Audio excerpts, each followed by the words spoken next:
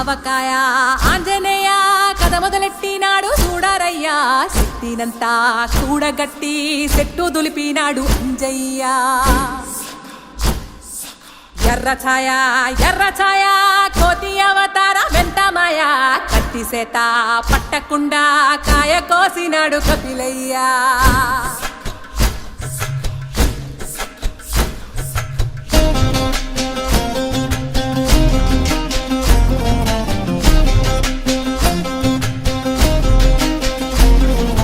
అంజనమ్మ ముందు వంజుల్ పుంజుల్ సీడి మామిడి ముక్కలు కుప్పల్ తెప్పల్